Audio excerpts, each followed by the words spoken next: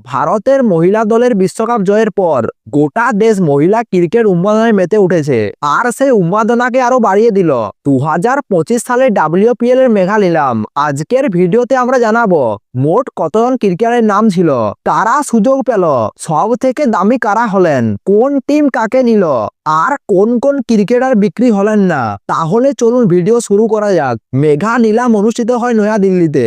উদ্বোধনী ভাষণের পরেই WPL এর চেয়ারম্যান ঘোষণা করেন আগামী 9 জানুয়ারি থেকে শুরু হবে WPL, চলবে 5 ফেব্রুয়ারি পর্যন্ত। এই মেগা নিলামে নাম ছিল 276 জন ক্রিকেটারের, এর মধ্যে 194 জন ভারতীয়, 83 জন বিদেশি, কিন্তু জায়গা ছিল মাত্র 73 জনের। খেলোয়াড়দের 5টি বেস প্রাইজে ভাগ করা হয়েছে, সব মিলিয়ে ভয়ঙ্কর প্রতিযোগিতা।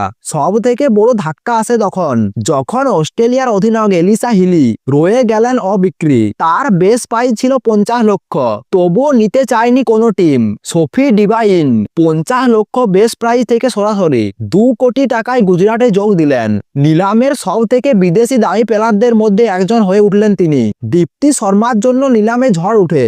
দীপ্তি শর্মা বিশ্বকাপের সেরা খেলোয়াড় হয়েছেন, 215 রান, 22টি উইকেট, এই জন্য অলরাউন্ডারের পুরস্কার পেল নিলামে।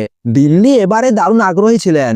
লোরা উলভার্টকে কিনেন 1 কোটি 10 লক্ষ টাকায়। শ্রী চরণী 30 লক্ষ থেকে বেড়ে দাঁড়ায় 1 কোটি 30 লক্ষ টাকায়। চিনেল হেনরি 1 কোটি 30 লক্ষ টাকা। বিশ্বকাপে ব্যাট বল ফিল্ডিং 3 দিক থেকে নজর কেড়েছিলেন তিনি। যারা নজর কেড়েছিলেন তাদের প্রায় সবাইকে দিল্লি দলে নিলেন।